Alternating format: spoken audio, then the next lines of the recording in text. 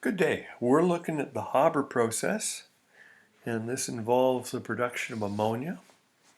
And Haber actually ended up with a Nobel Prize for this, somewhat controversial, because he was involved in making chemical weapons in World War I, but that's another story. So we're looking at the production of ammonia.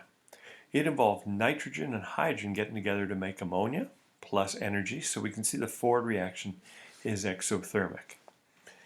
Now, in doing so, the production of ammonia is important because it's a fertilizer to make food around the planet.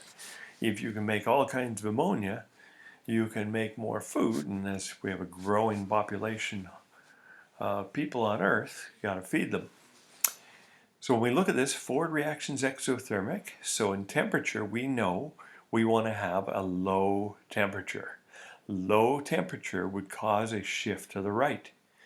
Why is that? Well, if we drop the temperature, that goes down, and so the equilibrium shifts right to replace the energy. Now we look at pressure. Here we have 1 mole of gas, there we have 3 moles of gas, so we have 4 moles of gas on the reactant side.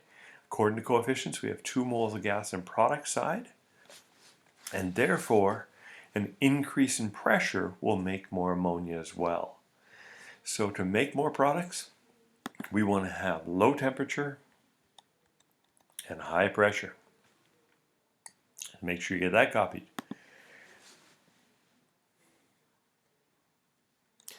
Now we could also remove ammonia as it's made.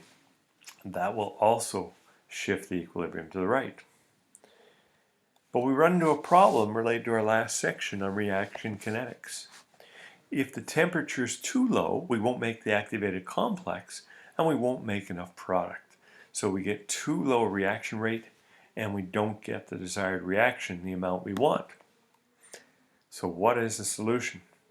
We use the high pressure, but just a moderate temperature. Moderate means instead of several thousand degrees, we might use somewhere in the neighborhood of 500 degrees Celsius. We can also help it by adding a catalyst and removing ammonia as it's produced. You should read page 505 where this is described in more detail, and you will see all kinds of questions about this.